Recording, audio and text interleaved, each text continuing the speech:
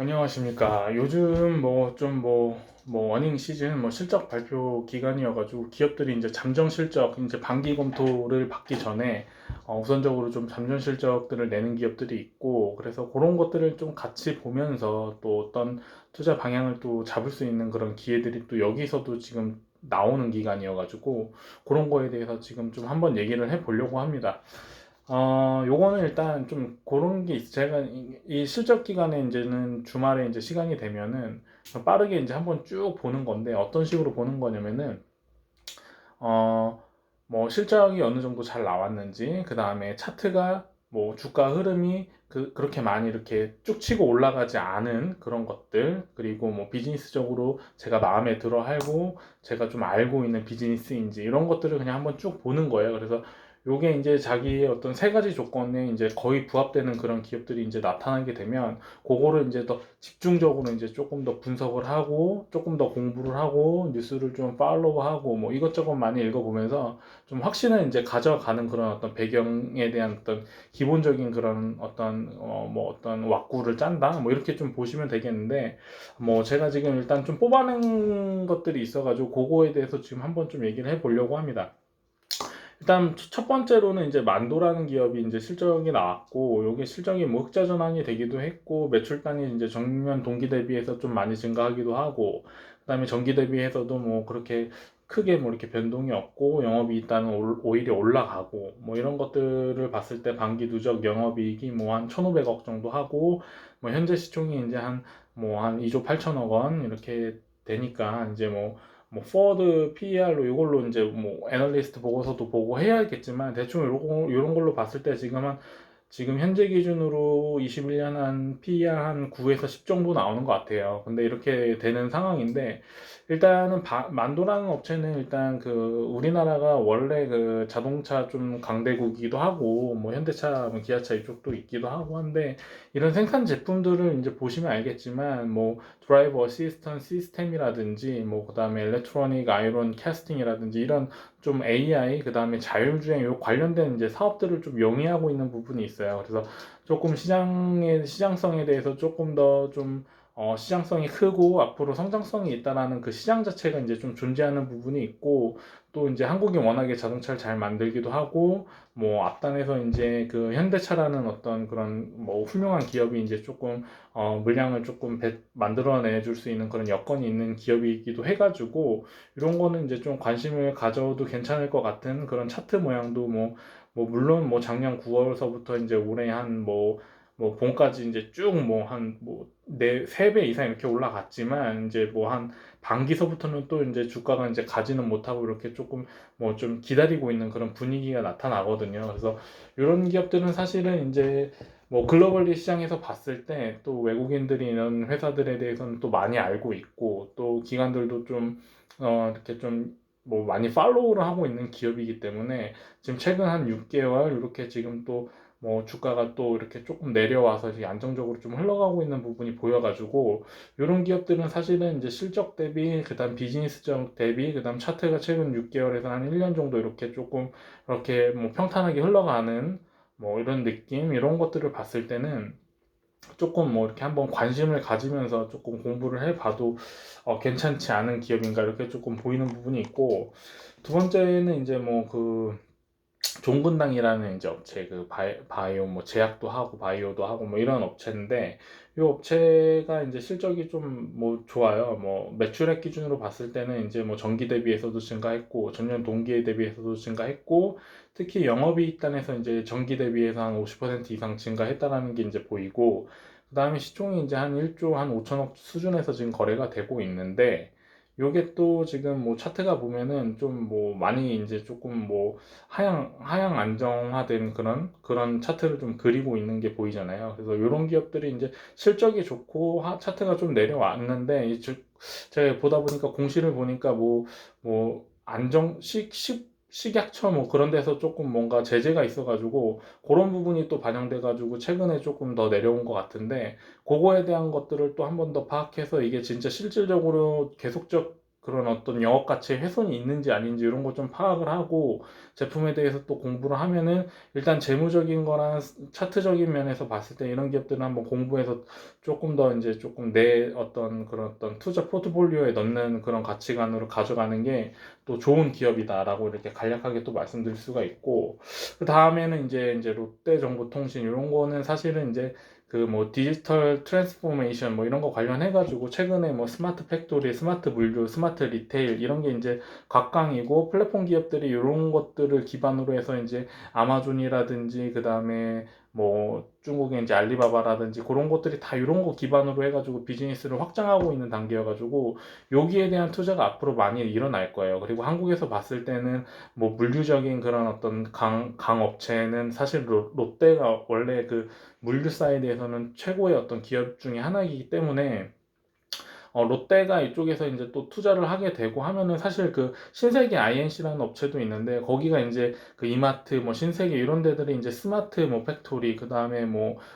그런 쪽으로 이제 개발을 이제 하고 물류를 조금 그런 스마트 리테일 쪽으로 조금 가다 보니까 그쪽에 대한 그런 반영 투자분들이 이제 그쪽으로 들어갈 거라고 이제 시장에서 예측을 해가지고 그쪽 기업들에 대한 어떤 주가가 조금 많이 올라간 부분도 있거든요. 그래서 요게 이제 롯데정보통신도 그런 관점에서 보게 되면 롯데가 이제 스마트 물류나 이쪽에 이제 투자를 많이 하게 되면은 사실은 이쪽에 이제 조금 더 뭐 기회가 있는 그런 부분도 사실은 있기는 있을 것 같다라는 생각이 좀 들기도 하고, 그 지금 뭐 이렇게 실적을 보면은 뭐 전년 동기 대비 전년 뭐 전기 대비해서 뭐 모두 지금 조금씩은 좋아지고 있는 게 보이기도 합니다. 보이기도 하고 뭐 차트가 이제 조금은 우상향으로 좀 올라가고 있는 그런 모습이 보이고는 있는데 뭐 그렇게 많이 이렇게 뭐 기하급수적으로 이렇게 딱 치고 올라간 부분이 보이지는 않거든요. 그래서 이런 것들도 관심을 가지고 좀 공부를 해보면 좀 뭐 도움이 될 만한 부분은 있는데요. 지금 주말에 보니까 뭐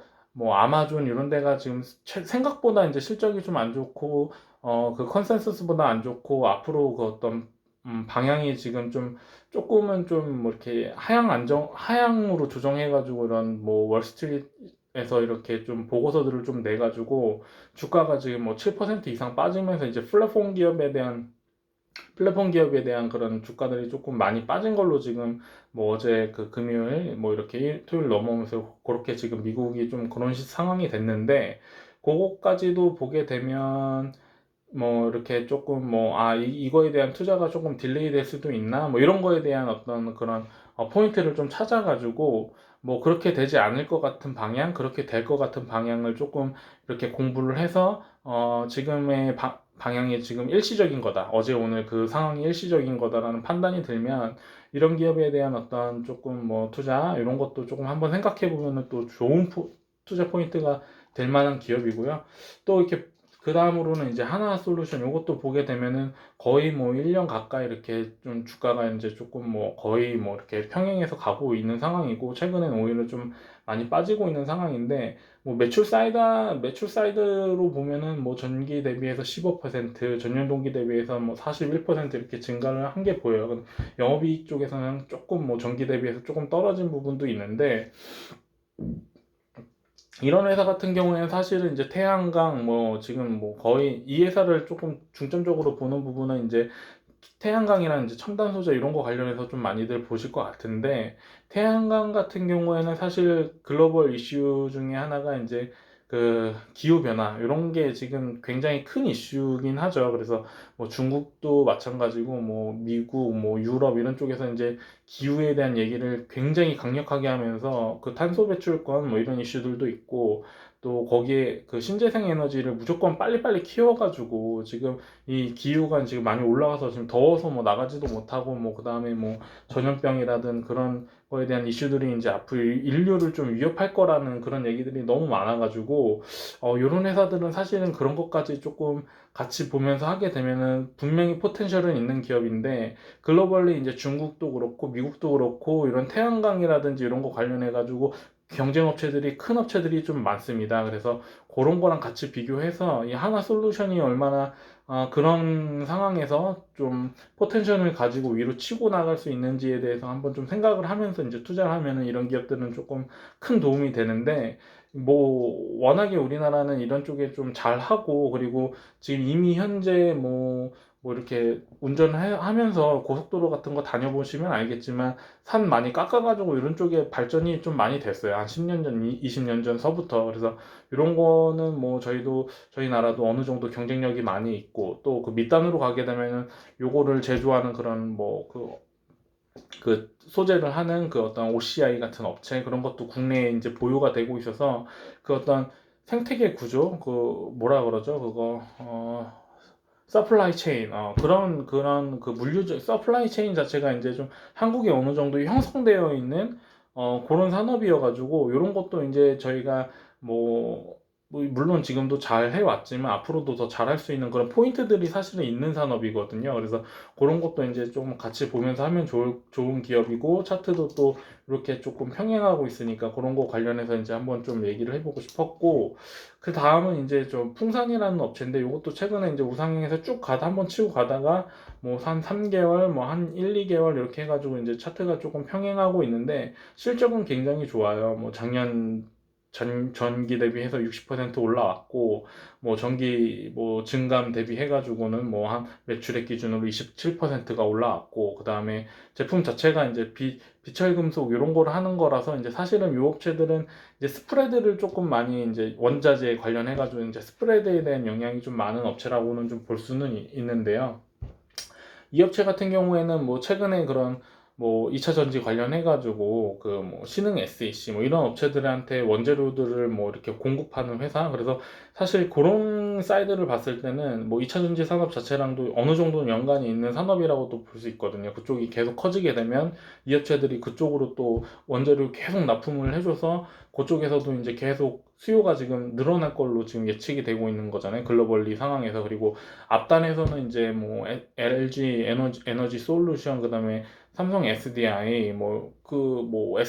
SK 이노베이션 이쪽에 앞단에서 이제 끌어가지고, 그다음에 그쪽에서 이제 크게 되면은 그 밑에 이제 이런 2차 전지 관련해가지고 그쪽 소재를 원하는 그런 거에 대해서 이제 납품을 하는 업체가 이제 좀 이런 쪽의 업체가 뭐 있기도 하거든요. 그래서 그런 사이드에서 봤을 때 뭐 물론 이제 원자재 사이드라서 큰 성장폭이 있을 거라고는 생각은 들지는 않지만, 그래도 계속적으로 조금 뭐 당분간은 조금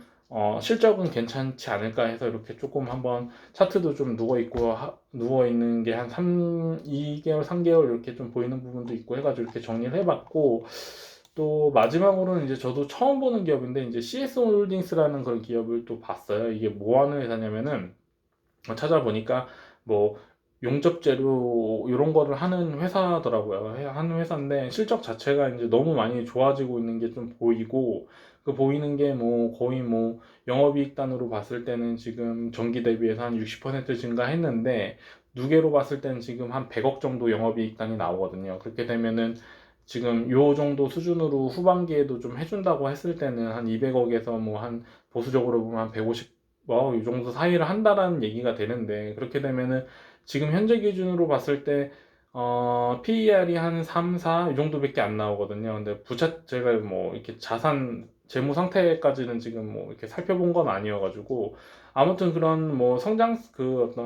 성장성 관련해 가지고 이렇게 분석을 하게 되면 이런 기업도 뭐 나쁘지는 않은데, 일단 그 용접 재료라는 거 자체의 산업 자체가 그렇게 뭐 큰 성장성이 있는 산업 자체는 아닌 것 같아요. 그리고 한국에서 이렇게 워낙에 그 로우 제조단은 지금 많이 조금 뭐 이렇게 뭐 좋은 그런 밸류에이션을 주고 있는 상황은 아니어가지고, 뭐 그런 부분까지 이제 좀 참고해서 이렇게 보게 되면 그렇게 또 매력이 있지는 않은 산업일 수도 있는데, 어찌됐든 간에 이런 회사는 지금 현금은 잘 벌어들이고 있고, 차트도 이제 그런 것들을 반영해서 한번 쭉 뭐 6월 달쯤에 한번 갔다가 지금 많이 내려온 상황이어가지고, 그 어떤 가치랑 어떤 현금 들여드리는 그 사이즈 측면에서만 봤을 때는 이런 회사도 사실은 뭐 이렇게 조금 관심을 두고, 뭐 이렇게 좀 내가 어느 정도 공부를 많이 한 상태에서 이게 이제 계속 이 정도의 어떤 실적이 나올 것 같다라는 예측이 좀 확정에 좀 들게 되면 이런 회사도 사실 접근하면은 많이 좋긴 좋을 것 같거든요. 그래서 이런 식으로 지금 뭐 최근에 이렇게 반기 실적 이렇게 나오는 거를 주말에 이렇게 좀 확인을 하면서 다시 뭐 이렇게 포트폴리오 구성을 하는데 좀 도움을 받으면 좋겠고, 또 미국 시장에 대해서도 이제 같이 연관을 지어가지고 지금 플랫폼이 무너지게 되면 한국에서도 이제 아마 이제 제 생각에는 다음 주쯤 해가지고 뭐 카카오라든지 네이버라든지 이게 조금은 많이 빠지지 않을까 이렇게 좀 예상은 하고 있는데, 그런 거에 대한 게 진짜 뭐 큰 타격으로 지금 주는 상황인 건지 아니면 일시적으로 지금 뭐 그렇게 된 건지 그거에 대해서 조금 한번 생각을 해볼 필요는 있는 것 같아요. 일단 아마존 같은 경우에는 뭐 최근에 그 CEO가 이제 뭐 저기 뭐 우주도 한번 갔다 오고 해가지고 거기에도 이제 CEO가 이제 일부 지분 투자를 하는 상황이 있거든요. 그래서 그런 것까지 이제 조금 반영이 돼가지고 뭐 이렇게 아마존 같은 경우에는 뭐 계속 최고가를 향해서 이렇게 달려가고 있다가 지금 뭐 컨센서스 실적 베이스로 봤을 때는 조금 실망한 부분이 이제 월스트리트가에서 조금 있어가지고 지금 뭐 한 7%, 8% 이렇게 빠진 것 같은데, 그런 게 이제 한국 시장에 또 어떻게 영향을 줄지, 또 그다음에 빅테크에 대한 어떤 그런 규제들 이런 것까지 전반적으로 좀 다 같이 생각을 하면서 지금 실적 기준으로 일단 한번 또 생각을 해보면 뭐 좀 방향을 잡는데 큰 도움이 될 것 같다라는 생각이 들어가지고, 아 오늘은 이렇게 찍어봤고 뭐 다음에도 이런 식으로 좀 해보다가 또 좋은 어떤 그런 잠정 실적 발표 뭐 이런 게 보이게 되면은 또 한번 찍어보는 걸로 한번 마무리 짓도록 하겠습니다. 안녕.